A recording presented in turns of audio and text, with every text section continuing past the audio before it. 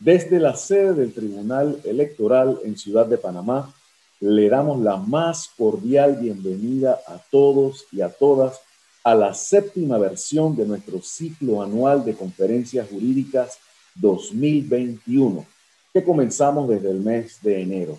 Damos gracias a Dios por esta gran oportunidad y nos regocijamos de contar nuevamente con todos ustedes, amantes de la democracia, amigos del derecho y de la justicia, y le damos la más cordial bienvenida a aquellos que nos acompañan por primera vez, así como a aquellos que se han mantenido fielmente desde el mes de enero, mes a mes, participando en este grupo de actividades de capacitación y formación ciudadana que organiza el Instituto de Estudios Democráticos del Tribunal Electoral de Panamá. Vale señalar que estas jornadas de capacitación se extenderán hasta el mes de diciembre, Dios primero, que algunas son exclusivas del recurso humano del Tribunal Electoral, pero otras como estas son abiertas, permitiendo que la sociedad civil, partidos políticos, abogados, estudiantes puedan participar de las mismas a través de la plataforma Zoom, inscribiéndose, o a través de la plataforma de YouTube, que les permite, además de disfrutarla en vivo, también a posteriori. Queremos invitarlos a que visiten el canal de YouTube del Instituto, donde encontrarán disponible una vasta colección de videoconferencias sobre muchos temas, no solo netamente electorales o sobre democracia y elecciones, sobre muchos temas diversos, y están al alcance de todos ustedes en el canal de YouTube del Instituto. Muy bien, en este ciclo de conferencias participan connotados expositores nacionales e internacionales que comparten con la audiencia sus conocimientos, sus experiencias y que incluso responden nuestras inquietudes. Hoy tenemos la gran bendición de contar con dos extraordinarios conferencistas que tienen contemplados dos conferencias enmarcadas dentro del ámbito del procedimiento administrativo. La primera es de casa, es panameña, se trata de la licenciada Mónica Castillo Arjona, quien nos abordará el tema la revisión del contrato administrativo a través del contencioso contractual. La licenciada Castillo Arjona es doctoranda del programa de Derecho y Ciencias Sociales de la Universidad Nacional de Educación a Distancia de Madrid, España, y desarrolla su línea de investigación de tesis doctoral sobre las fórmulas de colaboración público-privada desde una perspectiva de desarrollo. También es licenciada en Derecho y Ciencias Políticas, posee una maestría en Derecho Procesal y estudios en métodos alternos de solución de conflictos. Se desempeña como docente universitaria de varias casas de estudios superiores en nuestro país, es colaboradora y miembro del Observatorio de Contratación Pública, que fue fundado por el gobierno español y la Universidad de Zaragoza y la Red Iberoamericana de Contratación Pública. Ha participado como expositor en seminarios, congresos, foros nacionales e internacionales y actualmente se desempeña como secretaria general y la procuradora de la administración suplente de nuestro país. Le damos la gracia a la doctora Mónica por aceptar la invitación y le agradecemos que pueda contribuir con estas capacitaciones. Bienvenida, doctora. Aquí está su público. Muchas gracias. Muy buenas tardes a todos los participantes. Quiero en primer término agradecerle al Instituto de Estudios Democráticos del Tribunal Electoral por la invitación que se le ha cursado a la Procuraduría de la Administración, quien ya con anterioridad ha tenido la oportunidad de formar parte de este ciclo anual de conferencias jurídicas, que en esta oportunidad tiene este panel bajo el nombre Procedimiento Administrativo General. Mis saludos a todos los panelistas. Para mí es un honor compartir este espacio con ellos. El tema que he considerado interesante desarrollar esta tarde es aquel que tiene que ver con la revisión del contrato administrativo a través del contencioso contractual. Le he pedido al Tribunal Electoral que en la medida que voy desarrollando mi presentación me apoyen con unas diapositivas. Básicamente es a manera de apoyo visual para que los participantes vayan hilando las ideas que estoy exponiendo. Importante resaltar que estas ideas también serán prontamente publicadas en la revista del Tribunal de Contrataciones Públicas, ¿no? En función de ello, considero tremendamente importante traer a colación este tema tan relevante como tiene que ver con la revisión del contrato administrativo, que constituye un tema de actualidad cuyas repercusiones alcanzan no solo al ámbito jurídico, sino también al económico. Al desarrollar este tema, busco principalmente sensibilizar al participante de este espacio frente a la importancia de establecer claros mecanismos de control de la actividad inherente a la contratación administrativa y a la necesidad de proponer cambios a nuestro ordenamiento contencioso administrativo que nos permitan cumplir con los compromisos internacionales a los cuales nos hemos adherido en los últimos años. Ahora bien, abordar este tema sin hacer referencia en un contexto a las distintas etapas que involucran o que conforman el procedimiento de adquisición pública en el modelo panameño sería hacer un ejercicio bastante estéril. Por eso he considerado oportuno hacer en primer momento referencia a estas distintas etapas que conforman el procedimiento de contratación. De allí que para comprender a cabalidad, como bien he señalado, el sistema de adquisición pública en nuestro país, resulta necesario que su estudio se lleve a cabo de manera fragmentada. Para ello, tanto la doctrina más reconocida como la jurisprudencia en nuestra Sala Tercera de la Corte Suprema de Justicia han hecho especial énfasis en la necesidad de dividir el procedimiento de adquisición en tres grandes etapas: la etapa precontractual, contractual y postcontractual. Ahora bien, las actividades que se desenvuelven dentro de cada una de estas etapas no solo revisten de cierta complejidad, sino de características y naturalezas distintas. Es por esa razón que tanto la etapa precontractual como la contractual se encuentran divididas a fin de facilitar su análisis. En ese sentido, tenemos que dentro de la etapa precontractual encontramos tres fases importantes: la fase preparatoria o de planeación, la esencial y finalmente la integrativa. La primera de ellas hace referencia a toda aquella actividad que se realiza antes de dar a conocer la intención de adquisición hacia afuera de la entidad contratante.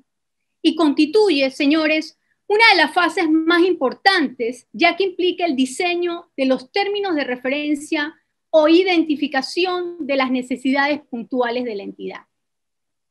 Una vez esa fase culmina, lo cual sucede cuando se publica o se da a conocer la intención de contratación o convocatoria, inicia entonces la fase esencial. La fase esencial en los procedimientos de adquisición de convocatoria pública constituye la fase más extensa del procedimiento de selección. La misma incluye no solo la convocatoria, sino también la reunión de homologación, lo que conocemos como la recepción de las propuestas, la valoración de estas, publicación del informe por parte de las comisiones evaluadoras o verificadoras, espacio de generación de observaciones a dicho informe y formalización de reclamos por parte de los interesados o participantes de un determinado acto público. Dicha fase culmina con la decisión que en cualquier periodo de esta pueda adoptar la entidad, ya sea cancelando el acto, rechazando ofertas, declarando desierto el acto o adjudicando el mismo, dando paso así a una nueva fase dentro de esta etapa precontractual denominada integrativa. La fase integrativa es aquella que involucra toda actividad encaminada a dar a conocer la decisión adoptada por la entidad a través de su notificación. Se le denomina integrativa porque a su vez tiene como finalidad integrar todas las fases de la etapa precontractual y así diferenciarla del inicio de la etapa contractual. En el caso de nuestro modelo de contratación, la etapa contractual surge con el perfeccionamiento del contrato administrativo, es decir, a través del control previo ejercido por la Contraloría General de la República. Un aspecto importante a resaltar en cuanto al inicio de esta etapa es que mientras no se perfeccione el contrato administrativo u orden de compra, nos encontraremos siempre, y esto es importante que lo tengan presente, en fase integrativa de la etapa precontractual. En otras palabras, la generación de una orden de compra o contrato y su correspondiente firma por las partes contratantes no implica el inicio de la etapa contractual. La etapa precontractual se caracteriza por ser sumamente reglada. Impera la aplicación de normas de derecho público en donde la norma especial resulta ser aquella que regula el procedimiento de adquisición y supletoriamente, frente a vacíos, se aplica lo dispuesto en el procedimiento administrativo general recogido en la Ley 38 del 2000, principalmente en aquellos casos regidos por la Ley 22 del 2006 en materia de contratación administrativa. Por otro lado, la etapa contractual se caracteriza por asimilarse a un régimen mixto en donde convergen las normas de derecho público y privado de manera sustantiva, tal como lo dispone el artículo 90 de dicho texto del único de la Ley 22, que regula la contratación pública recientemente ordenado por la Ley 153 del 2020. Alejándose de esta forma de aquellos países como Francia, Bélgica y España, que mantienen un régimen de contratación administrativo puro. De igual manera, tal como sucede en la etapa precontractual, la contractual ha sido dividida para un mejor estudio. Podemos identificar en la misma los elementos intrínsecos a la formación de contrato y a partir de allí referirnos a su vigencia, ejecución y liquidación como hitos importantes en la vida de todo contrato u orden de compra administrativo, los cuales facilitarán de mejor manera su análisis. La vigencia de todo contrato resulta ser un hecho inherente a su perfeccionamiento. Por otro lado, la ejecución del contrato, su duración, como las condiciones presentes durante el mismo, van a depender de lo establecido por las partes contratantes, teniendo siempre presente que el nacimiento de un contrato no implica, señores, inmediatamente la puesta en marcha de su ejecución.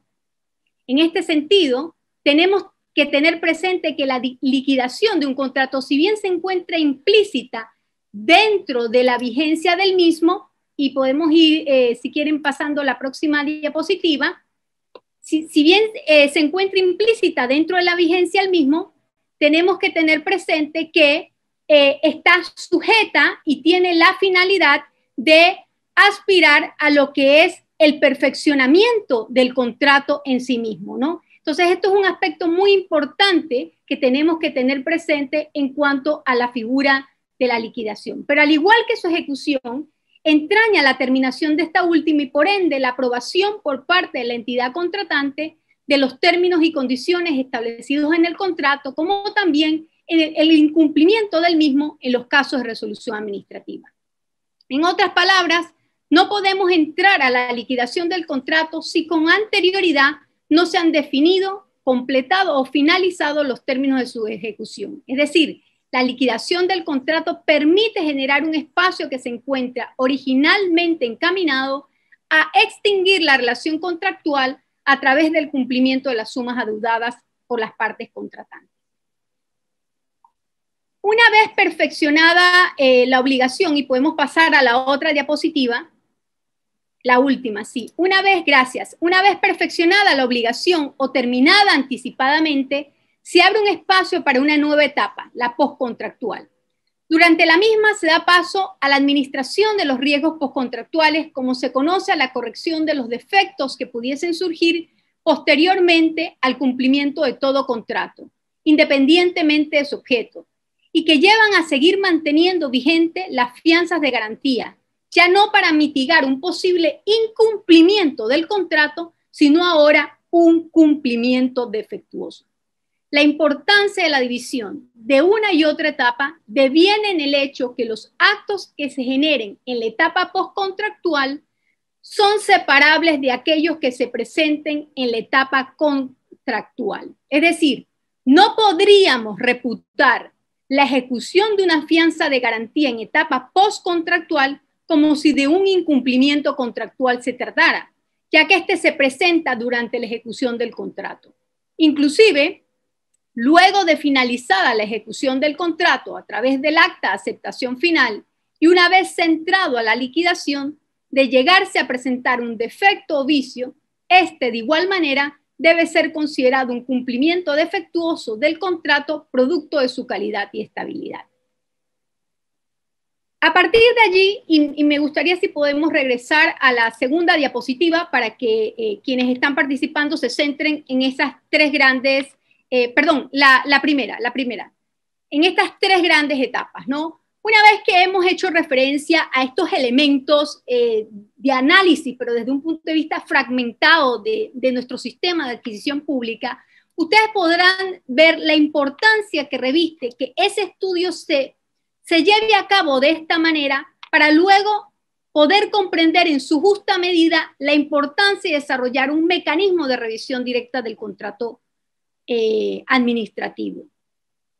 Y lo cierto es que hay que tener presente que al hacer referencia a estas etapas precontractual, contractual y postcontractual, también debemos dar por hecho la existencia y generación de actos administrativos en toda y cada una de ellas.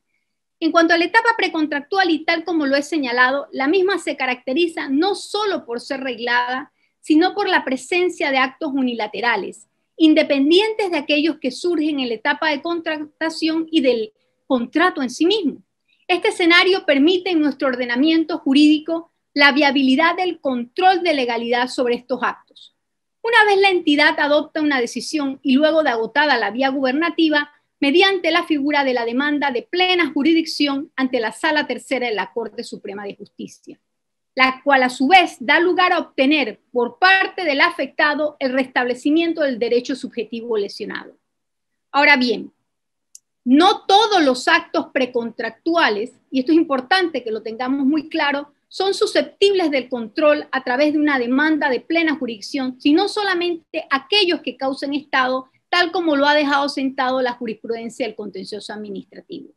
Inclusive es viable también ejercer el control de legalidad a través de la demanda de nulidad por parte de toda aquella persona que desee excitar un control objetivo de un determinado acto precontractual, preservando de esta forma el ordenamiento jurídico de manera abstracta. Esto solo es viable en la medida que la doctrina y la jurisprudencia doméstica han asimilado la teoría francesa de los actos separables del contrato, desarrollada por el Consejo de Estado francés. En otras palabras, independientemente que el contrato u orden de compra se haya formalizado, lo cierto es que los actos preparatorios al contrato pueden ser perfectamente objeto de control de legalidad. La importancia de la teoría de los actos separables al contrato crea una dependencia del contrato con respecto a los actos preparatorios, en la medida que el vicio de legalidad del que pueden ser susceptibles trae aparejado ipso facto la nulidad del contrato. Por otro lado, la naturaleza bilateral del contrato administrativo no nos debe llevar a la conclusión equivocada que todos los actos que se generen en esta etapa se encuentran revestidos de la misma naturaleza, ya que en la etapa contractual también se generan actos unilaterales como aquellos que son el resultado de la ejecución de las cláusulas excepcionales al derecho común por parte de la entidad contratante, como lo son la modificación, la interpretación, la resolución administrativa, terminación unilateral, liquidación unilateral, entre otros. En nuestro modelo hay cierta particularidad en cuanto al desarrollo e incorporación de estas cláusulas dentro de los contratos administrativos, porque por disposición legal no todos actúan por imperio de ley, sino según disposición de la entidad contratante al momento del diseño de las cláusulas contractuales. Sin embargo, este no sería el tema que buscamos desarrollar, solo lo pongo de relieve a manera de referencia. Hay que hacer referencia a un aspecto de la revisión del contrato administrativo que desde nuestra perspectiva requiere formular en primera instancia algunas precisiones que serían importantes resaltar y que gravitan alrededor de este tema, como aquella que guarda relación con los criterios de competencia de la Sala Tercera de la Corte Suprema de Justicia para asumir una determinada controversia que se derive de un contrato público. Aunque pudiésemos reconocer, y hago la salvedad que a la fecha la misma no representa una discusión pacífica, lo cierto es que el criterio que ha imperado hasta este momento no se encuentra dado en función a que una de las partes sea el Estado, sino a la finalidad que persigue ese contrato, la cual tiene que estar orientada a satisfacer el interés público, profundizando y reconociendo de esta manera la posibilidad de que el Estado lleve a cabo operaciones negociales que no se rijan solamente por el derecho público, sino por el privado, y cuyo debate tenga que estar sometido a la jurisdicción ordinaria. A diferencia de lo que hoy ocurre en el ordenamiento jurídico colombiano, en donde para definir la competencia del Consejo de Estado frente a una determinada controversia derivada de un contrato estatal, basta atender a la condición pública de una de las partes en atención al criterio orgánico, el cual ha prevalecido de forma interesante dentro de dicho ordenamiento. El derecho panameño, al contrario, ha asimilado la concepción francesa de la finalidad pública, que atiende al objeto del contrato en la medida que se encuentre vinculado al servicio público, indistintamente si la norma que rige la relación contractual es una norma de derecho público o inclusive se encuentre presente cláusulas exorbitantes dentro del mismo, mientras que esté implícito un interés particular. Este aspecto que resalto aquí fue recogido en una sentencia del año 2018, de la cual con gusto al final podré darles referencia, dando lugar de esta manera al concepto de contratos privados de la administración. Ahora bien, he reconocido hasta el momento la viabilidad de que ciertos actos administrativos que se generen en la ejecución contractual en virtud de su naturaleza unilateral, como también aquellos que se produzcan en la etapa postcontractual, puedan ser objeto de control de legalidad y restablecimiento de derecho a través de la demanda de plena jurisdicción. Inclusive he señalado que el propio contrato administrativo puede llegar a ser susceptible de una demanda de nulidad como consecuencia del vicio de sus actos preparatorios. Sin embargo, hay una gran cantidad de actividades que se desarrollan a partir del perfeccionamiento del contrato, como su ejecución y terminación, que deben, desde mi punto de vista, ser analizados a través de una vía directa que permita a las partes debatir las controversias contractuales sin someterlas a mecanismos que se encuentren diseñados para controlar actos administrativos unilaterales. Y nos referimos a la figura del contencioso contractual. A diferencia de Colombia, en donde la jurisdicción contenciosa administrativa asume la competencia de las controversias contractuales hasta el decreto 528 de 1964, en la República de Panamá, desde la Ley 33 del 11 de septiembre de 1946, la jurisdicción contenciosa administrativa mantiene competencia para conocer de las cuestiones suscitadas con motivo de la celebración, cumplimiento o extinción de los contratos administrativos. No obstante, desde un inicio, la competencia del contencioso ha atendido al criterio del objeto del contrato o servicio público, el famoso criterio clásico francés. También, desde el principio, no ha sido vista como una competencia a la cual se pueda acceder de manera directa, sino a través de la demanda de plena jurisdicción. En otras palabras, señores, en nuestro ordenamiento jurídico no existe un verdadero contencioso contractual visto de manera autónoma con respecto a las demandas de plena jurisdicción o nulidad, como se ocurre con la demanda de indemnización. No obstante, la materialización de esta competencia por parte de los usuarios del sistema a través de una demanda de plena jurisdicción introduce especiales limitantes para las partes, principalmente para los contratistas. La Sala Tercera de la Corte Suprema de Justicia ha reconocido que este tipo de actuaciones deben cumplir con una serie de presupuestos como el agotamiento de la vía gubernativa, el citar las disposiciones violadas y el concepto de infracción de las mismas, y su formalización debe atender a los mismos requisitos de toda demanda que se presenta ante el contencioso administrativo. Aunque esta concepción responde a la corriente de la acción contractual francesa, que también se surte a través de una demanda de plena jurisdicción, en nuestro modelo, a diferencia del francés, no es posible solicitar que la contraparte, en este caso Estado, sea condenado al pago de daños y perjuicios, ya que la Sala ha dejado sentado que este requerimiento no es propio de las demandas de plena jurisdicción, sino de indemnización. Este escenario no solo abre un largo camino para los contratistas del Estado, a fin que puedan hacer valer un posible incumplimiento contractual en cabeza del ente público, sino genera enormes confusiones cuando nos encontramos discutiendo el incumplimiento de cláusulas contractuales por ambas partes.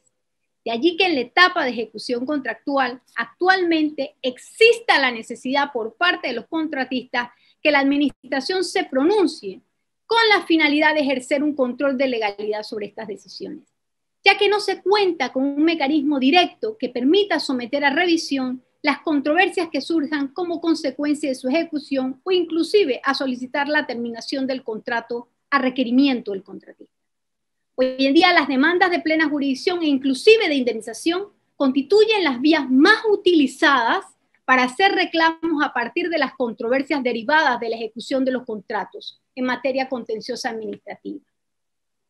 Sin embargo, a diferencia de lo que señalan algunos especialistas, al opinar que no es necesario crear un mecanismo directo para atender las controversias contractuales, afirmando que pueden ser sometidos a un control general de legalidad y sin llegar a la medida que ha adoptado otros ordenamientos jurídicos como el colombiano, que atienden a un criterio restrictivo en cuanto a la utilización de la acción contractual, en donde una vez formalizado el contrato, la única vía de control la constituye esta última, aún contra aquellos actos administrativos precontractuales por el solo hecho de la existencia del contrato, restringiendo así Colombia su ejercicio a quienes demuestren un interés o una afectación directa.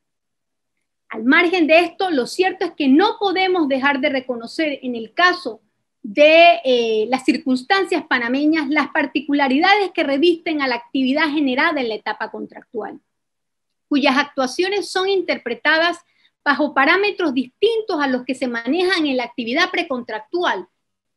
En este sentido, la Ley 22 de 2006 de Contratación Administrativa señala en su artículo 34, al referirse a la interpretación de las reglas contractuales, que la interpretación de las normas sobre contratos públicos, como también en las cláusulas y estipulaciones de los contratos, se considerarán los intereses públicos, los fines y los principios de esta ley, así como la buena fe, la igualdad y el equilibrio entre las obligaciones y derechos que caracterizan los contratos conmutativos. Por lo tanto, la competencia de la Sala Tercera para conocer las controversias que se susciten a partir de la celebración, ejecución y extinción de los contratos debería permitir la posibilidad de analizar y determinar directamente la responsabilidad contractual de las partes y por ende el reconocimiento o el pago de daños y perjuicios a favor de quien resulte favorecido, indistintamente, y esto es muy importante, que la parte agraviada sea el Estado o el particular. A manera de conclusión, debo destacar la importancia que reviste abrir la discusión en torno a los mecanismos de revisión del contrato público ante el contencioso administrativo.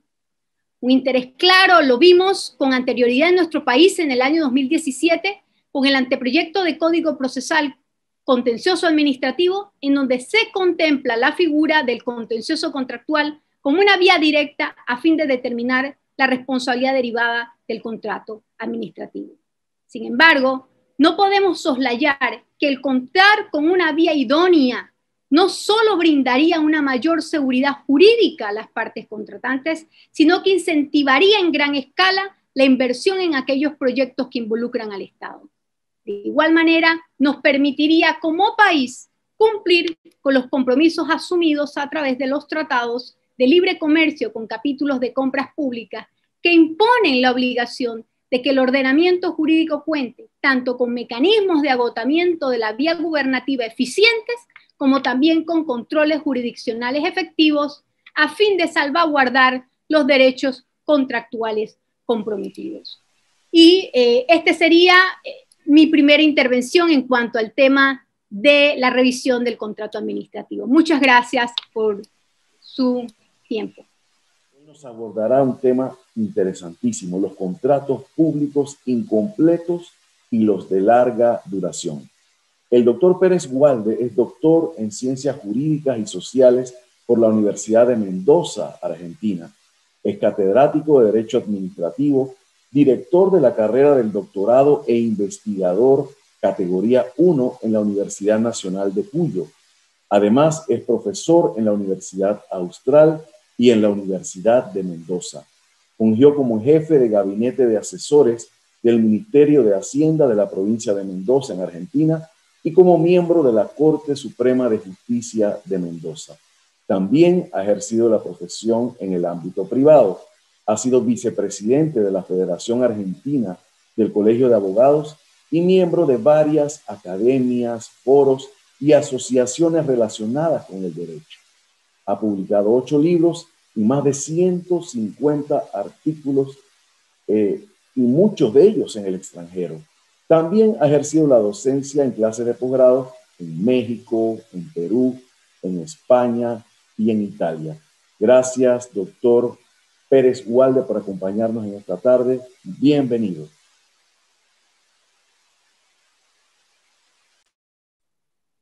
Bueno, esa es la presentación generosa de un amigo, o sea, o de un país amigo, de un instituto de amigos. Estoy muy agradecido con este tribunal electoral, especialmente con Salvador Sánchez, al cual conozco de hace muchos años, y creo que fue uno de mis primeros trabajos, si no el primero que publiqué en Centroamérica, en la revista, creo que se llamaba Debates o algo así.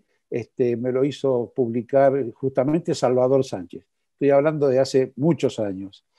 Estoy también muy agradecido con el señor Carlos Díaz, lo mismo con Lisi Rodríguez y con Anet, que han posibilitado que esto pueda ser realizado en estos tiempos donde yo muchas veces sostengo, hace un año y medio yo no sabía nada de esto, no tenía ni la menor idea de cómo funcionaban estos sistemas de comunicación y de llegada.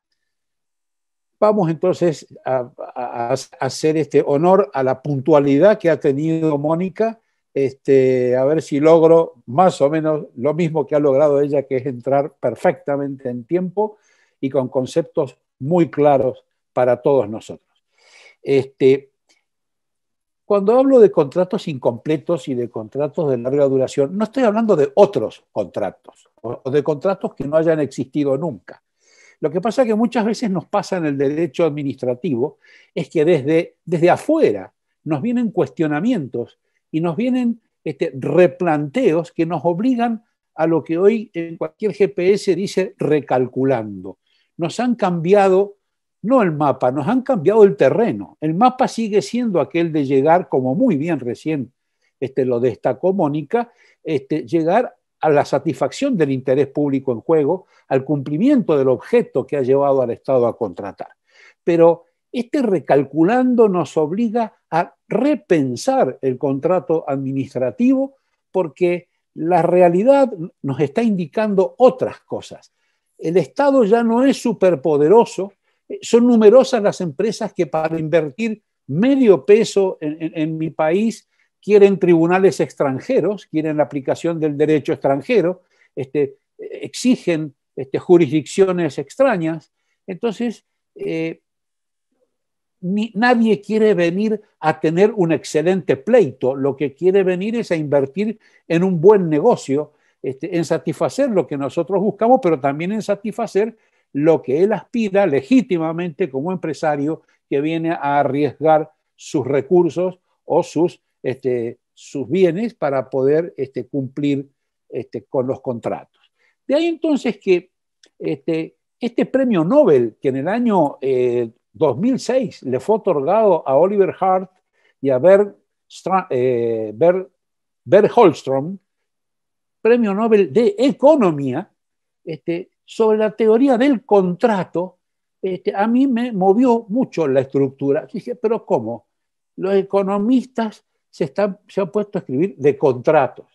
Fíjense ustedes que a veces eso se nos aparece a nosotros como un lenguaje que damos por supuesto, pero el economista no. El economista arranca muy desde el principio. Entonces dice, la gran dificultad del contrato es que hay dos sujetos que tienen intereses distintos y contrapuestos. Miren ustedes qué descubrimiento fenomenal. Bueno, ello ha llevado a que estos señores, con su teoría del contrato, ganaron el premio Nobel de Economía del 16, inspirándose en gran medida en otro premio Nobel, también de Economía y también de los Estados Unidos. Los dos primeros eran de MIT, este segundo es de la Universidad de Chicago, Herbert Simon, que gana el premio Nobel de Economía en 1978, donde habla de las teorías de las decisiones. ¿A dónde vamos con esto? Resulta que al momento ahora de firmar el contrato tenemos que pensar nuevamente varios de los principios. ¿Por qué contrata el Estado? Si el Estado podría no contratar, la administración pública tiene todos los medios y ni qué decir en el terreno electoral. A mí me ha tocado presidir por haber sido miembro de la Suprema Corte de Justicia de la provincia de Mendoza, me ha tocado presidir el Tribunal Electoral, o sea, la Junta Electoral de la provincia, que es un organismo constitucional, en 7 oportunidades, en los 14 años en que estuve a cargo de mi cargo en la Corte. Así que conozco todos los avatares, todas las cosas que hay que prever y contratar en el momento en que nos lanzamos hacia el procedimiento electoral. Esto, claro, podríamos realizar todo desde la administración, sí, tal vez sí, si nos lo proponemos, pero hacemos un análisis y una opción estratégica de decir, no, esto lo voy a contratar. Entonces, cuando la administración, tanto en el campo electoral como en cualquier otro campo, toma como opción estratégica contratar, es porque se va a someter al régimen propio de los contratos. Esto nos saca de inmediato y de un plumazo todas aquellas opciones de aquellas teorías alemanas y muchas italianas, ¿no es cierto?, negatorias de los contratos administrativos, y nos mete de lleno en el mundo de los contratos. Y esto provoca una disminución progresiva de esto que aludió también Mónica recién en su alocución, acerca de prerrogativas o de cláusulas exorbitantes. Mire, mi amigo, usted quiere ejercer cláusulas exorbitantes, no contrate. O sea, nunca van a poder romper el sedazo del principio del pacta sunt servanda. O sea, nunca va a poder eliminar la exceptio non ad impleti contractus, por ejemplo, o sea, la excepción de contrato incumplido, como le llamaban los romanos. O sea, estamos frente a un instrumento, el contrato es un instrumento de colaboración con el gobierno, es un instrumento de política de integración muchas veces en los países. La normativa europea, que sin duda transitando su doctorado, Mónica, y más desde la Escuela de Zaragoza, donde hay hombres como Jimeno Feliú, la cantidad de grandes profesores, hoy la temática contractual administrativa europea es europea, casi cada vez es menos española, cada vez menos francesa. Hoy la mayoría de las normas y de las novedades que tenemos en el derecho administrativo de los contratos en Europa proviene de la Unión Europea, proviene de directivas de la Unión Europea donde van conformando alrededor del contrato administrativo un instrumento que es verdaderamente de integración. Nosotros los americanos, al menos en esta zona del Cono Sur, no lo hemos logrado. O sea, no nos ha ido bien en ese aspecto y no hemos conseguido que el Mercosur pueda ser un nexo de estas características. Pero lo que sí podríamos decir es que nos encontramos en una etapa que de algún modo reinicia los principios y nos mete en un nuevo derecho administrativo que es el derecho administrativo del siglo XXI. Creo yo que ya poco tiene... nosotros no tenemos la influencia fuerte que tiene Panamá, por ejemplo, del Consejo de Estado de Colombia y del Consejo de Estado francés. Y será porque estamos más lejos y a lo mejor porque no nos formamos en sus universidades. Encontré muchos amigos panameños formados muy cerca de los profesores colombianos. He visto homenajes espectaculares a mi querido amigo Vidal Perdomo, Jaime Vidal Perdomo, grandes profesores colombianos que han hecho mucha docencia en Panamá. Nosotros eso lo hemos tenido un poco más lejos.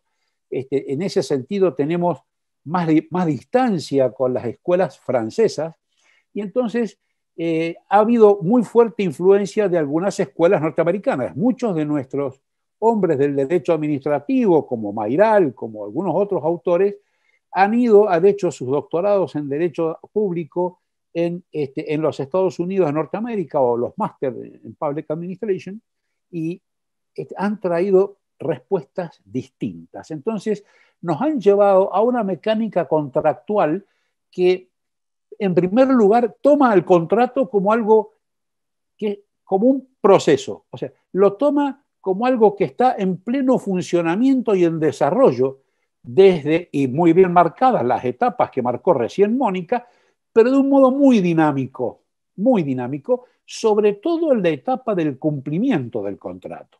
En esa etapa que ella marcó, ¿no es cierto?, como de vigencia y ejecución, esa etapa es la etapa que hoy, con las transformaciones fenomenales que tenemos en el mundo de la tecnología, con las transformaciones que tenemos de nuestras propias inestabilidades políticas y económicas, nos lleva a que el día en que estamos parados en esa etapa precontractual que recién marcó Mónica y nos toca hacer una prospectiva de cómo va a funcionar el contrato, de algún modo estamos bastante desorientados, porque de algún modo lo estamos tomando como algo que va a tener cierta estática cuando en realidad no la va a tener. Si algo tenemos seguro es que va a cambiar. O sea, hablar de que en un contrato van a acaecer circunstancias que van a modificar las prestaciones, que van a modificar las estructuras tenidas en cuenta al momento de contratar, o van a traer novedades que no tuvimos en cuenta al momento de contratar, entonces hace que la actitud va a ser otra. Incluso va a tener un fuerte impacto en las pautas de comparación de las ofertas. O sea, hoy es cada vez más importante con quién contrato más que por cuánto contrato. ¿Por qué? Porque, y acá vuelvo a Herbert Simon.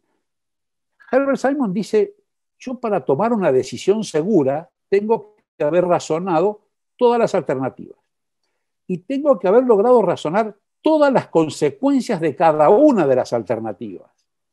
Y luego tengo que haber podido comparar y hacer un árbol de decisiones de pro y contra de cada una de todas esas consecuencias, de todas esas alternativas. Eso es una organización que después Hart y Moore van a decir, bueno, eso es la racionalidad perfecta de un contrato. Bueno, no existe. Nosotros tenemos muchísimas posibilidades y alternativas que no analizamos.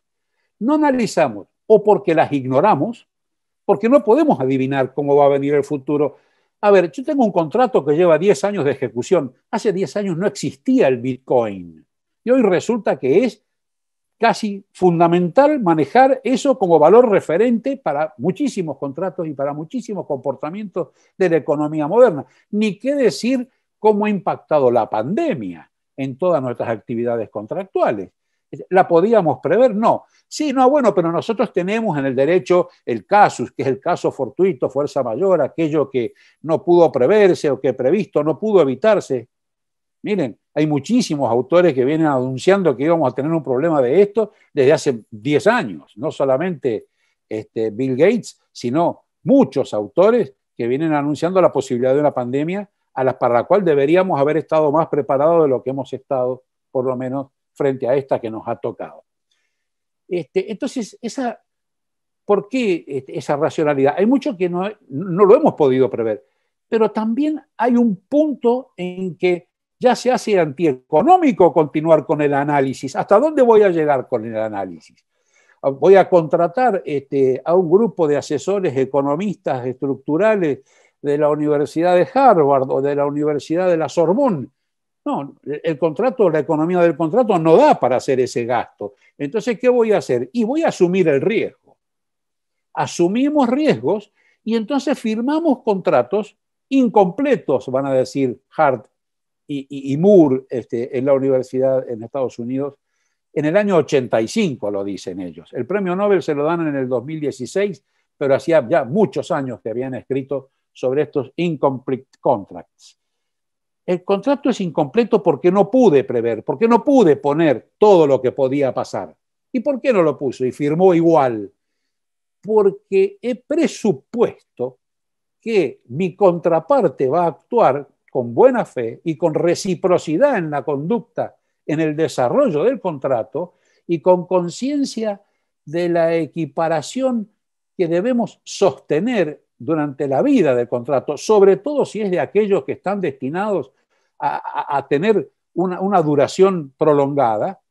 Ya los italianos en la mitad del siglo XX, Oppo ya habla de los contratos di durata, Messineo habla del contrato di durata, o sea, el contrato de duración, donde lo importante es lo que dura el contrato, no una prestación que yo el último día saco la cuenta de ver cuánto me salió.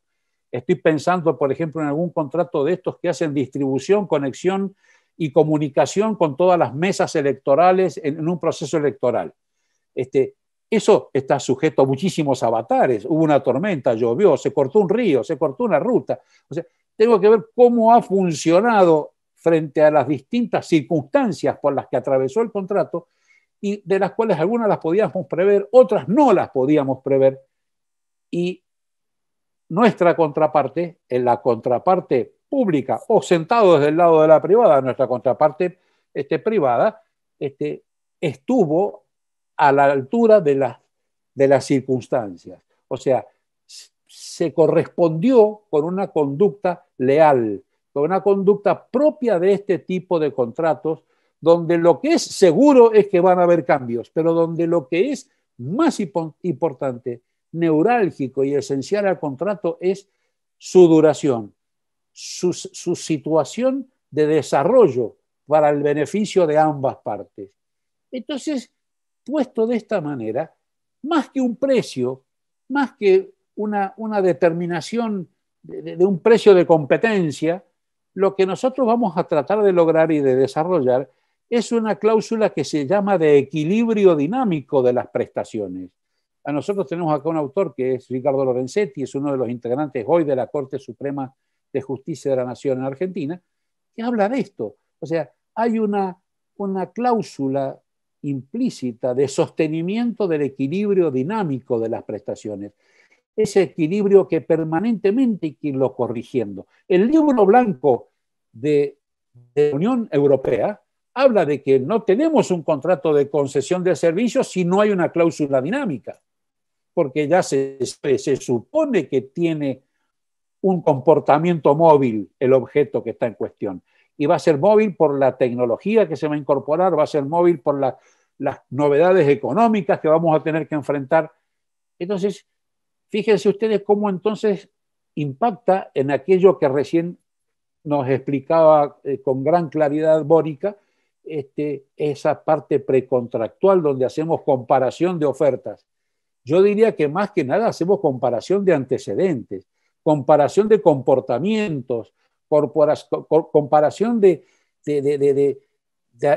más que nada que de trayectorias de aquel con quien vamos a contratar, porque confiamos en que frente a las circunstancias o frente a los cambios o a las conmociones que van a afectar al contrato, va a tener la actitud recíproca de colocarse y poder en la mesa de negociaciones, y nosotros descontamos que es posible esa renegociación. De lo contrario, sería imposible arribar a un contrato del cual yo lo único que puedo esperar es una actitud cerrada y cerril de la otra parte que exige el máximo, incluso muchas veces desconociendo el verdadero interés público que está de por medio. Fíjense que son muchos los contratos que son encarados con una gran estática, pero que esa estática, esa dureza que termina llevando a tribunales los contratos donde los jueces, yo voy a hablar en primera persona del plural porque he estado 14 años metido en un tribunal, donde los jueces no tenemos nada que hacer, los jueces no sabemos cuál tiene que ser la tarifa de un servicio. ¿Cómo vamos a saber? ¿Cómo vamos a determinar nosotros la tarifa de un servicio? Bueno, y terminan trayendo a tribunales problemas de adentro del contrato, se judicializan aspectos contractuales y terminan en manos de uno de los poderes del Estado, que no es el que está diseñado. A mí nunca me enseñaron economía, nunca me enseñaron servicios públicos desde el punto de vista técnico, tecnológico, composiciones de tarifas y todas estas complejidades que hoy nos presentan este tipo de contratos.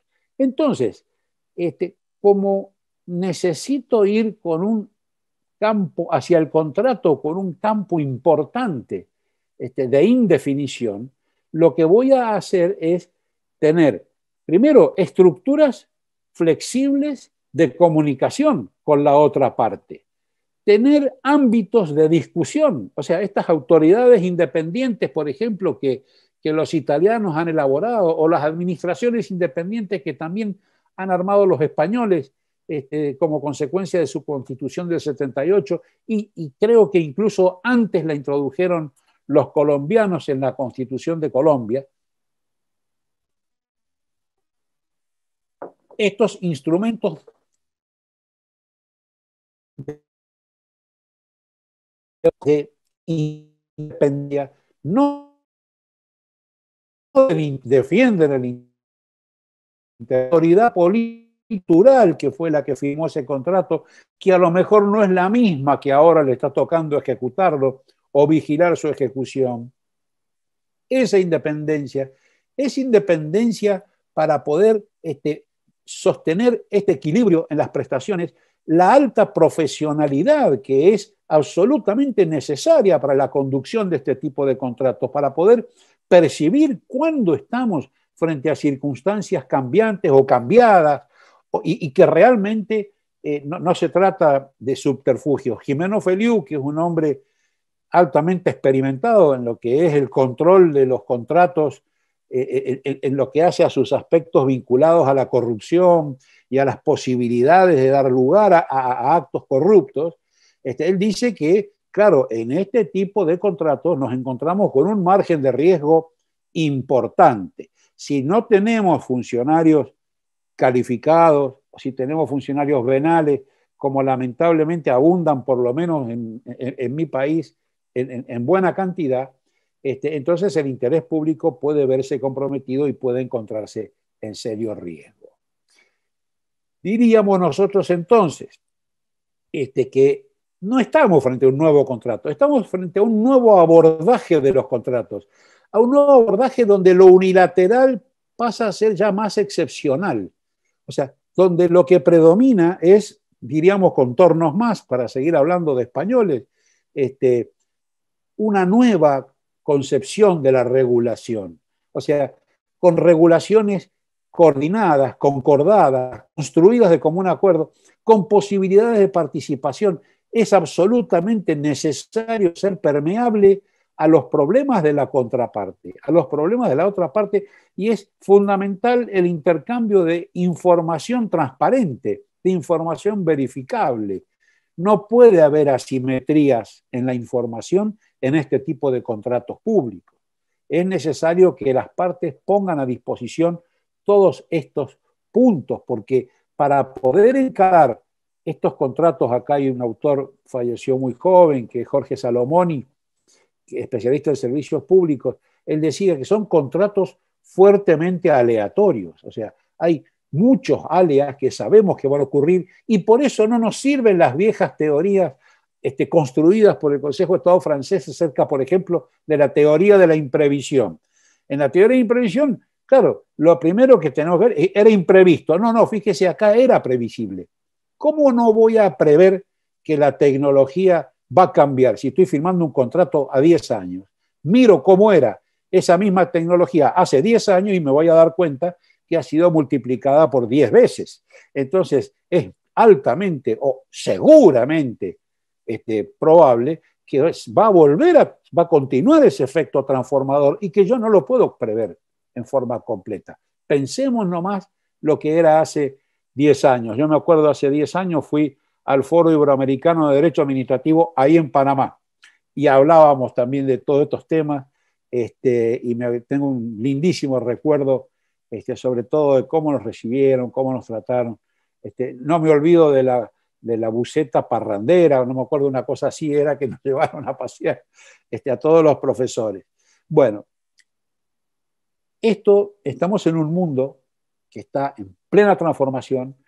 No podemos meter el derecho administrativo tradicional de los recursos, de las acciones y de los jueces contenciosos administrativos adentro del contrato.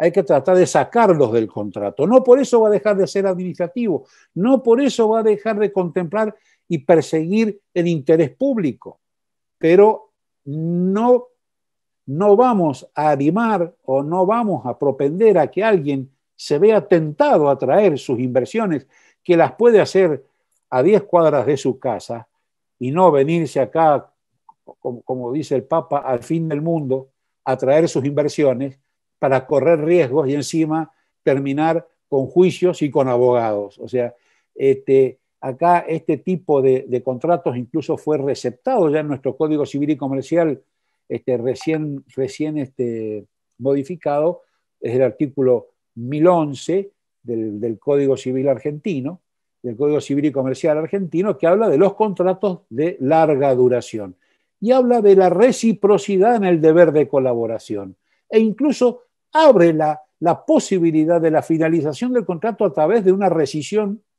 que no es necesariamente unilateral. Es más, prevé que no se pueda rescindir sin tener la oportunidad a la otra parte, sin haber dado a la otra parte la oportunidad de recomponer el equilibrio de las prestaciones.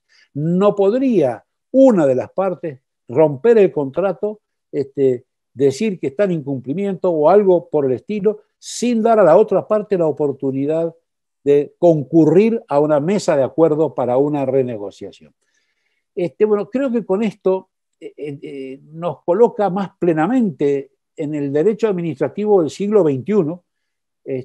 Creo que hay estructuras, no va a cambiar el interés público, no va a cambiar el carácter de los contratos, lo que estamos es en presencia de otra administración, una administración que tiene otra filosofía y a la que el contratante particular tiene que concurrir también con otra actitud. O sea, no va con el abogado al lado a ver dónde encuentra la trampita que le están haciendo para poder plantear sus derechos y reclamar sus indemnizaciones. Va más bien con esta especialidad que también oí en la presentación de Mónica, va a tener actitud de composición de conflictos. Hoy en día cada vez es más importante la presencia de aquellos que están entrenados y preparados para saber componer conflictos, porque nadie viene a contratar para tener un juicio, por muy bueno, ni aunque lo gane, nunca es negocio, ni aunque vaya a ganarlo. Dejo con esto la cantidad de preguntas que deben haber surgido, me imagino, porque estoy hablando de cuestiones opinables y algunas hasta pueden moverle un poquito alguna lectura a alguien. Les agradezco mucho que me hayan escuchado y bueno, y terminamos esta primera etapa, como dijo recién la doctora Mónica. Muchísimas gracias, doctor Pérez Walde.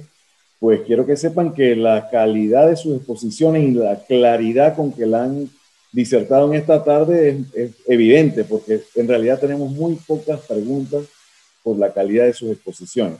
Vamos a iniciar. Tengo aquí un par de preguntitas. Independientemente de a quién va dirigida, cualquiera puede complementar, porque para nosotros es importante también saber pues, la realidad argentina, que ha de ser diferente a la de Panamá en algunos aspectos. Esta pregunta más bien está orientada a la licenciada Mónica. ¿Sería posible citar algún ejemplo relacionado con el contrato público en el cual se utilicen normas de derecho privado? ¿Y tal aplicación de la norma privada sería supletoria porque así lo autoriza una norma de derecho público o porque en la práctica es permisible usar normas privadas en forma directa?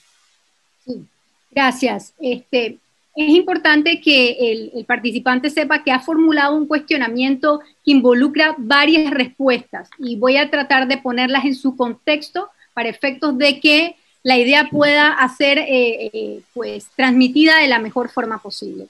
Hay un primer elemento que nosotros tenemos que tener claro en el modelo panameño. En el modelo panameño, al igual que ocurre con el modelo colombiano, nosotros tenemos un régimen de contratación mixto, como bien lo advertí en mi primera intervención. ¿Qué implica un modelo de contratación mixto? Que no todo el esquema sobre el cual se construye el ordenamiento en materia de contratación administrativa se desenvuelve en el ámbito de la norma de derecho público. Y por eso que es muy importante que nosotros comprendamos en su justa medida la diferencia que hay a partir de estas etapas precontractual, contractual y postcontractual. En la etapa precontractual nosotros definitivamente tenemos un desenvolvimiento tremendamente reglado a partir de normas de derecho público que están dispuestas en la ley de contratación. Pero cuando entramos a la etapa contractual, los vacíos en el diseño de los contratos se advierten a partir de normas del derecho civil y del derecho comercial. Eso nos lleva a un modelo de régimen mixto. Es lo que me refería en un primer momento. Ahora bien, también logro entrever en la pregunta que hace el participante cierto grado de confusión en cuanto a la competencia que tiene la Sala Tercera para determinar, en ciertos casos, cuándo puede asumir la controversia que se derive de un contrato. He manifestado que en nuestro modelo se asume un criterio finalista y no orgánico, como ocurre en el caso del modelo colombiano. ¿Qué entraña este modelo finalista? Es el interés público. Hay un interesante fallo que dije que en el espacio de preguntas le iba a precisar, es un fallo del 21 de junio del 2018 que tiene como magistrado ponente el magistrado Abel Augusto Zamorano, y trata de un debate interesante en donde precisamente el núcleo duro del análisis se circunscribía al hecho de que la determinada institución del Estado había dado en alquiler un espacio de terreno que era de su propiedad. Pero era interesante porque el negocio jurídico que vinculaba o por el cual se desenvolvía esa relación estaba basada en normas de derecho público, era Ley 22. Inclusive había cláusulas exorbitantes, porque recordemos que los criterios para determinar la competencia del contencioso administrativo pues son varios. Nosotros hemos hecho un énfasis que hay una mayor preponderancia del criterio finalista, pero siempre al momento de determinar uno pasa por un escrutinio de distintos elementos. En este caso en particular estos elementos estaban presentes, sin embargo la sala determinó que si bien es cierto, este ente había alquilado ese espacio físico, lo había hecho para darlo en alquiler a una empresa que estaba desarrollando una actividad puramente privada. Y es muy interesante porque el fallo realmente constituye un punto de referencia desde una puesta en práctica de un criterio puramente finalista. Ahora bien, un ejemplo que también pudiese satisfacer la inquietud que manifiesta el participante es la figura de los empréstitos. Panamá celebra empréstitos internacionales que no necesariamente se subordinan a las normas de derecho público, sino a normas de derecho privado, ¿no? Y por este hecho no queda el Estado excluido de esa relación, es decir, hay el Estado como parte dentro de esa relación contractual está manteniendo un negocio jurídico, pero que en esta oportunidad está regido por normas de derecho privado, es lo que nosotros llamaríamos contratos privados de la administración. Esto simplemente para dar un ejemplo de muchos, ¿no? Este es un aspecto que no representa quizás una discusión, puede abrir al compás a diferentes posiciones, ¿no? Hay algunos especialistas que han manifestado que el solo hecho de que el Estado esté allí vuelve o representa la relación un contrato administrativo. Colombia, ¿cómo ha resuelto esto? Denominándolo contrato estatal. Y bajo ese concepto de contrato estatal, nosotros vamos a ver los contratos públicos en propiedad y vamos a ver los contratos privados de la administración. Entonces, la verdad que es un tema que puede dar margen a discusión, pero lo que hemos querido poner de relieve, ¿cuál es el escenario que en este momento se maneja en nuestro modelo panameño? Muchísimas gracias. Doctor Pérez Walde, ¿cuál es la realidad argentina en este sentido? Tiene el micrófono apagado, por favor. Mucho peor es cuando uno le avisan que se olvidó de apagar la pantalla.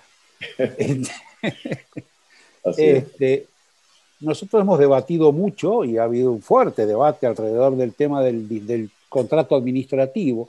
La Corte Suprema Argentina se ha pronunciado ya hace unos 20 años en un tema, 25 quizá, un tema Simplast, un caso famoso en aquel momento, donde de algún modo adhirió a la teoría tradicional de la presencia del Estado, de fines públicos, y la presencia de cláusulas exorbitantes.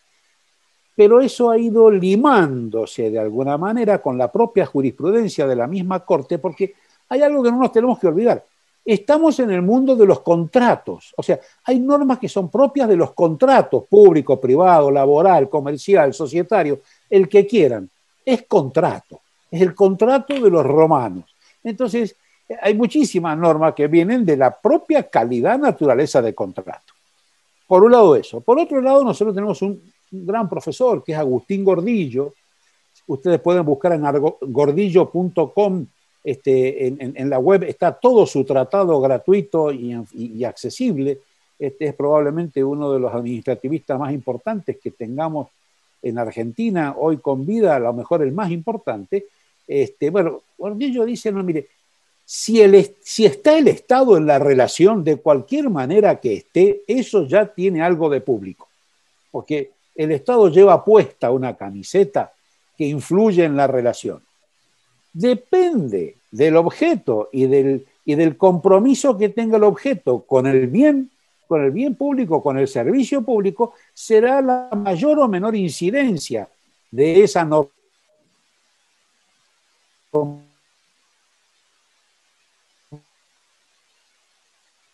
por objeto un servicio público esencial, el agua potable. Pero en el agua potable tenemos una fuerte presencia estatal, mucha presencia del derecho público, pero le pega también a los contratos privados. O sea, los empleados de la prestadora del servicio público privatizado de provisión de electricidad tienen prohibida la huelga. ¿Y eso por qué? ¿Porque es un contrato administrativo? No, no es un contrato administrativo. Ese es un contrato absolutamente fuera de lo público, fuera del Estado. Pero como tiene un objeto comprometido con el interés público a grado tal que sería inconcebible un apagón como respuesta sindical, bueno, muy bien, entonces tiene fuertes connotaciones públicas. Así que yo le diría que hoy la teoría de las prerrogativas estatales ha caído bastante en desuso, muchas no eran tan exorbitantes como se creía, estaban también en los contratos privados. Esto lo ha puesto muy de manifiesto también la doctrina española. José Luis Meilán Gil, antes de morir, escribió un par de cosas que terminaron de desmantelar esta concepción de un Estado que tiene todopoderoso en el marco del contrato. Sin duda, el Estado nunca va a poder resignar su compromiso con el bien común y con los fines públicos que lo habilitaron a contratar, pero tampoco puede resignar a que aquello que está haciendo podría haberlo hecho por su cuenta. Si eligió la vía del contrato es porque fue una opción estratégica y por lo tanto se tiene que hacer cargo de las contras que tiene para el Estado. No va a poder hacer lo que se le da la gana, porque para eso lo hubiera hecho por su cuenta, si tiene el personal y las posibilidades de contratar lo que quiera, ¿no? Muchas gracias, doctor. Doctora Mónica, aquí tengo otra pregunta para usted. Dice, al inicio de su disertación se refirió a la necesidad de realizar cambios en el ordenamiento jurídico panameño de contratación pública para que Panamá pudiera cumplir con compromisos internacionales. ¿A qué cambios usted propone y qué esfuerzos han realizado ya concretos hacia esa mejoría? Sí, me encanta esta pregunta porque me permite hacer un puente de conexión con un elemento que muy bien ha introducido en este panel el doctor Alejandro Pérez Walde, ¿no? Y es el elemento que nosotros estamos viendo a partir de ese desarrollo que se está presentando como parte del análisis que los economistas están haciendo de los contratos legales. Pero nosotros tenemos que entender el trasfondo de todo esto. Y el trasfondo de todo esto surge a partir de los avances y de los desarrollos que se han dado en el seno de organizaciones como la Organización Mundial del Comercio, la UNCITRAL, que han planteado la necesidad de la globalización del derecho en materias tan importantes como, en efecto, es la contratación administrativa. Entonces, de cara a ello, nosotros hablamos de estándares internacionales. A partir de allí, todo país tiene que plantearse una pregunta muy concreta. ¿Hacia dónde voy? Entonces, si nosotros tenemos un escenario, y me voy a referir en esta oportunidad al caso del modelo panameño, en donde tenemos una amplia cantidad de tratados de libre comercio con capítulos de compras públicas que hoy en día están vigentes en nuestro país, definitivamente yo pienso que ya hay una posición, hay una política pública claramente dispuesta a aperturar un esquema de negociación en materia administrativa que siga esos estándares internacionales. Entonces, de cara a ello, estamos llamados, estamos obligados a hacer una revisión, una modernización de toda la normativa doméstica para ser coherentes con los avances que hemos tenido en esta materia. Porque de lo contrario, entonces sería inconsecuente esa actividad desplegada en materia de negociaciones internacionales si a lo interno de nuestro país nosotros no apuntamos hacia una modernización. A partir de allí, esta interesante teoría de Hart y de Holmstrom que plantea el doctor Pérez es tremendamente importante. El contrato administrativo, el contrato público hoy en día tenemos que entenderlo desde la perspectiva de las ciencias económicas. Ya este concepto de verlo desde la perspectiva de las normas jurídicas puede representar un elemento restrictivo en la visión que nosotros tenemos que lograr extraer de estas relaciones jurídicas, ¿sí? Y hay un aspecto importante aquí. No vamos a desconocer el hecho de qué es lo que trae al Estado a mantener una relación negocial de esta naturaleza. Sabemos que es la satisfacción del interés colectivo, pero tenemos que tener también en claro que la contraparte, es decir, el contratista, y así lo ha reconocido la Organización Mundial del Comercio, está viendo una oportunidad de negocio allí. Entonces, lo que plantea precisamente Harry Holmstrom es llevar la teoría de la agencia a la contratación administrativa, principalmente en modelos como las concesiones, las colaboraciones públicas-privadas. Hoy en día, como bien lo plantea el doctor Pérez, nosotros desde antes, desde la estructuración, desde el diseño del contrato, podemos trabajar en una asignación de riesgos, pero con un sentido económico. Y esto es el elemento crucial. Yo pienso que este es el talón de Aquiles hacia el cual tiene que dirigirse el nuevo derecho de la contratación administrativa. Muchas gracias, doctora. Tengo una pregunta similar para el doctor Walde. Dice, de acuerdo a su opinión, ¿cuál es el futuro de la contratación pública de cara a la pandemia? ¿Dónde debe iniciarse la modernización del derecho administrativo? ¿A nivel de los contratos o en cuanto al procedimiento o en cuanto a la introducción de normas en relación a la mediación o arbitraje? ¿Cuál es su opinión al respecto? Bueno, en primer lugar voy a adherir calurosamente a los conceptos de Mónica que acaba de expresar, que además acá entre nosotros es lo que ha sostenido Agustín Gordillo. Él dice que la irracionalidad económica es inconcebible en el terreno del derecho administrativo. No conduce absolutamente a ningún lado los planteos que carecen de racionalidad económica. Por eso, lamentablemente, aunque me cuesta a mí que me vengan a dar instrucciones los economistas, bueno, no hay más remedio que escucharlos. Creo que pasa por ahí.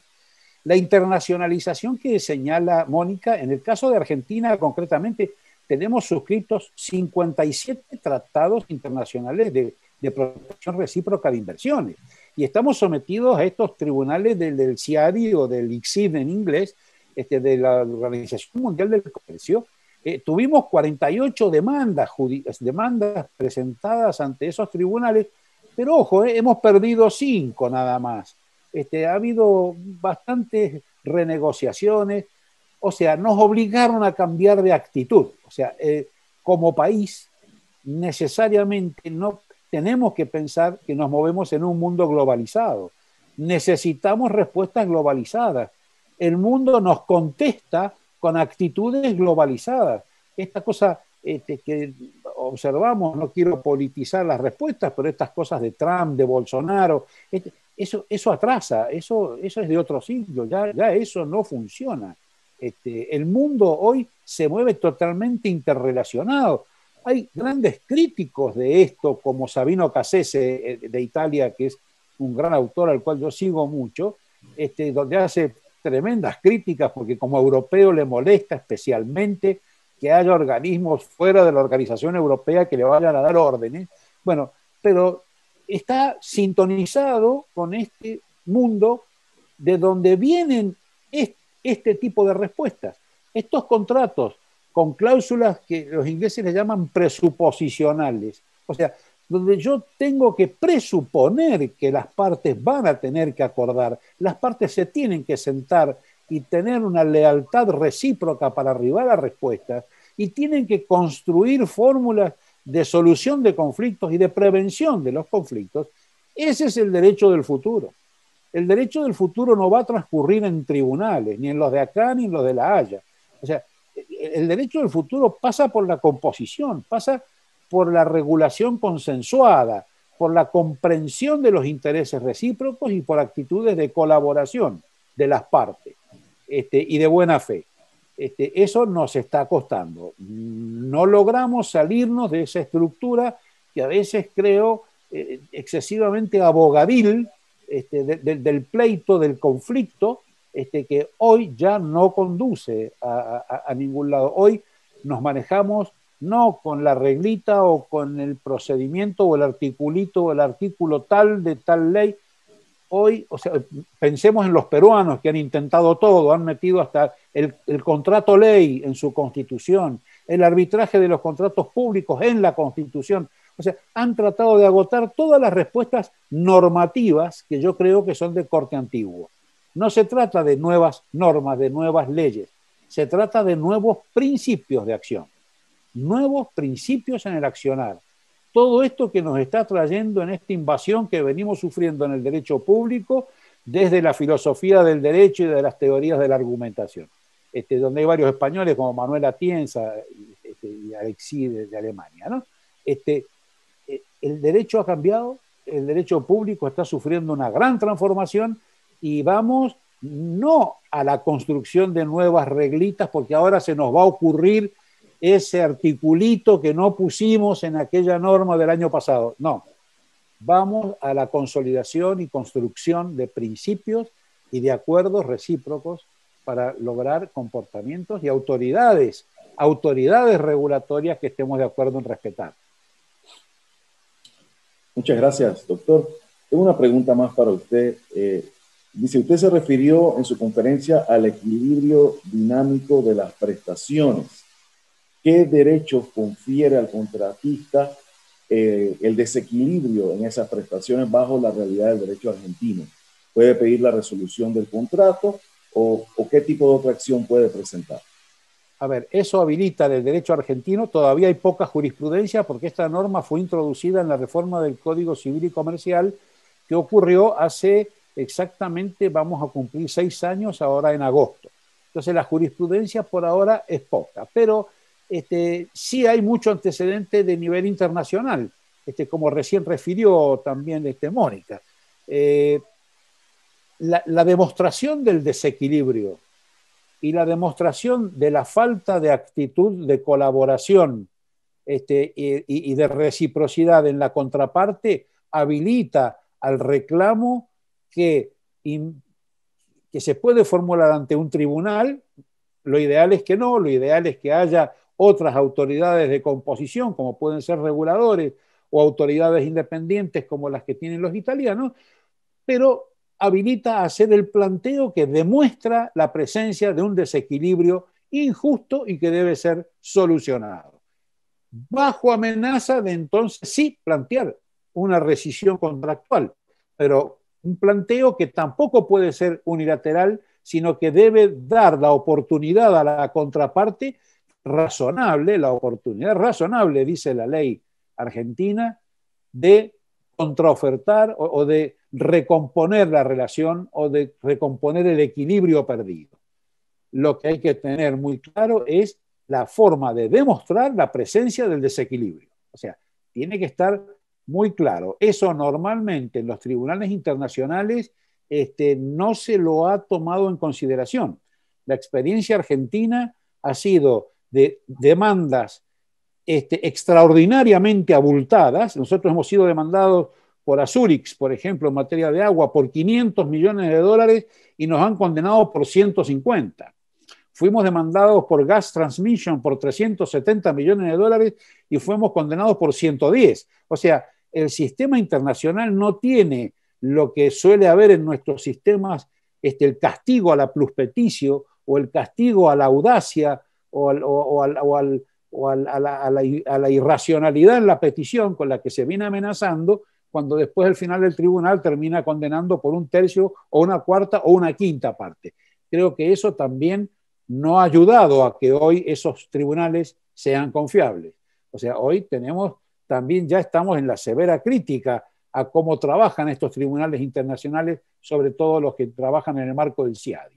Pero bueno, pero esos son los problemas de la modernidad. O sea, uno se encuentra en el tribunal un juez que resulta que es el abogado de contraparte en otro conflicto. Bueno, eso es muy común y realmente está haciendo que se trabaje mucho, pero estamos trabajando en lo nuevo. Estas son las nuevas dificultades que nos va a traer el sistema, pero estamos en el sistema globalizado. Muchas gracias, doctor. Vamos a atender una pregunta más para no abusar de tan excelentes panelistas. Esta pregunta es para ambos, o cualquiera de los dos. Dice, nos gustaría saber qué piensan con respecto a la desigualdad contractual contraria al subsistema de contratación clásica o tradicional de las partes y con relación a la inclusión de cláusulas exorbitantes en base a los derechos y prerrogativas del Estado. Cualquiera de los dos que quiera. Sí. Si me permite, yo creo que ahí pudiésemos entrelazar este último aspecto que menciona el doctor Pérez, y es precisamente lo que atiende al equilibrio económico del contrato. Hay un aspecto crucial, y yo reflexionando, escuchando al doctor Pérez, pienso que quizás la debilidad surge a partir de que nosotros queremos, los operadores jurídicos, comprender el desequilibrio económico del contrato desde la norma jurídica. La repasamos, la revisamos, la miramos arriba y abajo, y desde esa perspectiva queremos buscar la solución al posible conflicto o la posible alteración que se pudiese dar dentro del contrato. Debemos comprender que el equilibrio económico del contrato, ¿qué significa? Significa que las partes se comprometen a mantener las condiciones originalmente pactadas en el contrato en el transcurso de su vida, ¿sí? Esto se potencia más cuando estamos hablando de una relación de tracto sucesivo, porque obviamente las posibilidades de alteraciones se potencian, por decirlo de una manera. Sin embargo, el analizar si estamos frente a una verdadera alteración del equilibrio económico necesariamente nos lleva a hacer un análisis desde la perspectiva de la asignación de los riesgos contractuales, ¿sí? Esto está íntimamente vinculado a la famosa figura de los alias del contrato, ¿sí? Entonces, no necesariamente una circunstancia que se presenta que impacta probablemente la capacidad de retorno o en cuanto a los ingresos que el contratista o el concesionario se haya planteado, necesariamente llega a la conclusión de que hay una alteración económica del contrato en detrimento del contratista. Basta también, primero que nada, repasar cómo se habían asignado los riesgos contractuales desde un primer momento. Ese es el ejercicio clave allí. No constituye una respuesta rápida a la primera pregunta que nosotros nos formulamos. O sea, es un tema bastante complejo. ¿Y qué es lo que realmente incide en la complejidad? Sobre todo cuando estamos frente a estos contratos, como bien señalaba el profesor, de larga duración, que nos lleva necesariamente desde un punto de vista probatorio a repasar toda la vida jurídica de ese contrato, las adendas que se han presentado. A través de esas adendas se han reasignado los riesgos. Todos son elementos que nosotros nos tenemos que plantear. Entonces, de cara a ello, obviamente siempre está latente la figura de las cláusulas exorbitantes al contrato, ¿no? Yo en esta oportunidad voy a referirme a cómo funcionan el esquema de las cláusulas excepcionales al contrato en el modelo panameño. Panamá, puntualmente en su norma general de contratación pública, se refiere a ciertas cláusulas excepcionales al derecho común, pero bajo la perspectiva de que las mismas puedan ser pactadas dentro del contrato. Me refiero a la interpretación, me refiero a la modificación, me refiero a la terminación del contrato. Esto tiene una particularidad y es el hecho de que es la entidad contratante, al momento de diseñar las condiciones del pliego de cargos, quien va a determinar la incorporación de las mismas o no. O sea, podrá pactar, dice la norma. Solo hay un tipo de cláusula excepcional que entra por imperio de ley, que el legislador no la dejó al arbitramiento o a la actividad volitiva de la entidad contratante, y es la resolución administrativa del contrato. Y en este momento hay un debate muy interesante a propósito del auge que precisamente mencionaba el profesor Pérez Ugalde, que ha tenido el desarrollo del debate de los contratos administrativos ante los tribunales arbitrales. Y es el control precisamente de los tribunales arbitrales de actos administrativos de esta naturaleza, actos administrativos unilaterales. Y aquí entramos en un terreno muy, muy interesante, porque va a depender en gran medida lo que cada ordenamiento jurídico, cada ordenamiento doméstico ha determinado en cuanto al control de estos conflictos. Entonces, desde mi perspectiva, esto no impide en su justa medida la incorporación de estas cláusulas, pero lo necesario es que sepamos que si incorporamos una cláusula compromisoria, tenemos que definir muy bien cuáles serían las actuaciones que se someterían a la controversia del tribunal arbitral, como lo señala la ley modelo de un citral, ¿sí? Usted tiene que establecer claramente en esa cláusula compromisoria cuáles serían las situaciones de controversia que se someterían al conocimiento del tribunal arbitral. Entonces, probablemente allí empieza a nacer esta inquietud por parte de los operadores jurídicos, y por precisamente una gran cantidad de contratos administrativos, en el caso del modelo panameño, en donde se están incorporando cláusulas compromisorias que de alguna manera dificultan la materialización de estos actos unilaterales. Pero como bien apunta el profesor Pérez Ugalde, hay una tendencia en los últimos años, y por eso puse de ejemplo el caso de estos empréstitos internacionales, en donde el Estado se despoja de estas concepciones y se subordina a las normas de derecho privado para suscribir estos contratos importantes, también muy bien desarrollados por el profesor Gordillo. Entonces, yo creo que aquí estamos en un estadio de evolución del derecho administrativo, particularmente del derecho de la contratación administrativa, en donde cada uno de nosotros, desde las distintas perspectivas en las cuales nos desarrollamos, tenemos que tener una cierta flexibilidad, y tenemos que estar abiertos también a poder incursionar en escenarios que al final tienen que estar orientados a la mayor satisfacción de la sociedad. Esa satisfacción de la sociedad hoy en día, desde la perspectiva de la contratación administrativa, está íntimamente vinculado con un concepto que probablemente para algunos no sea tradicional, que es el de la mayor rentabilidad pública, ¿sí? Entonces, de cara a ello, tenemos que entender que la finalidad de la contratación pública, lo decía Richard Musgrave, tiene un objetivo importante y constituye una herramienta de política fiscal para todos nuestros países. Me quedo allí en ese escenario. Muchísimas gracias. Doctor Ugalde, ¿quiere usted reaccionar o complementar la respuesta? La verdad que ha sido muy completa la respuesta de Mónica. Adhiero a su concepto, ¿no?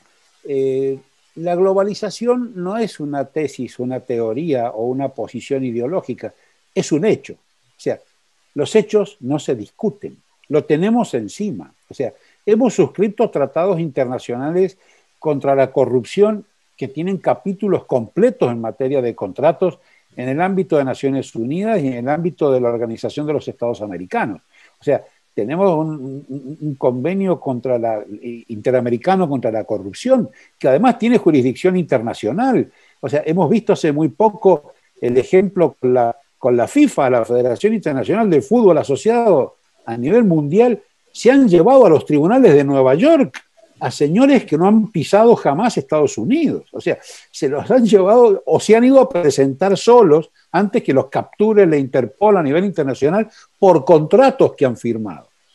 Yo lo único que, agregaría dos cositas. Una, ya no son normas privadas, son normas internacionales, las de la Cámara Internacional del Comercio de París, que se aplican en los contratos que nosotros hemos celebrado con los chinos.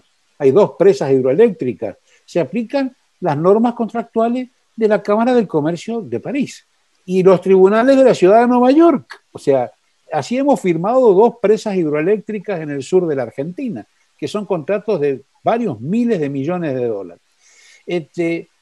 Y agregaría otra cosa que es quizás nuestro talón de Aquiles en el caso argentino, es que es altamente gravitante la confianza que despiertan nuestras instituciones. O sea, si no nos tienen confianza, podemos firmarle lo que quieran, podemos hacer el contrato del tamaño que más les guste, podemos poner la cantidad de páginas que les parezca, pero donde tenemos una inestabilidad, primero política, luego económica. Nuestra estabilidad económica hace casi imposible reconstruir esa historia del contrato de la que recién nos hablaba Mónica Arjona. O sea, en Argentina necesitaría un grupo de especialistas impresionante para descubrir qué ha pasado en un contrato que ha durado los últimos 20 años. Si hemos tenido 3 cifras de inflación, 100% de inflación, de variaciones de todo tipo de variables importantes del contrato, cambios tecnológicos, es casi irreproducible lo que ha pasado para poder determinar esto. Por eso esa tarea de la dinámica, del equilibrio dinámico de las prestaciones es permanente. Es permanente porque si dejamos pasar 3 años no hay manera de componerlo después. Entonces, y ahora sí, para no agotarlo, pero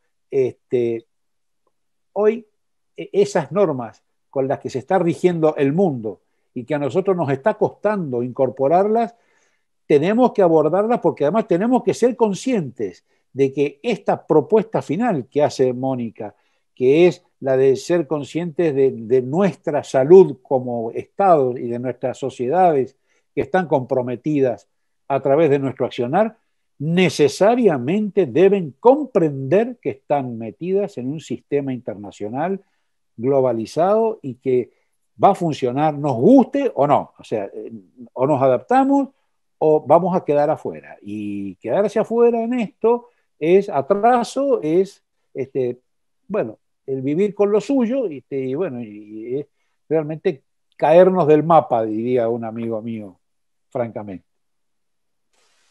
Muchísimas gracias, doctor Pérez Walde.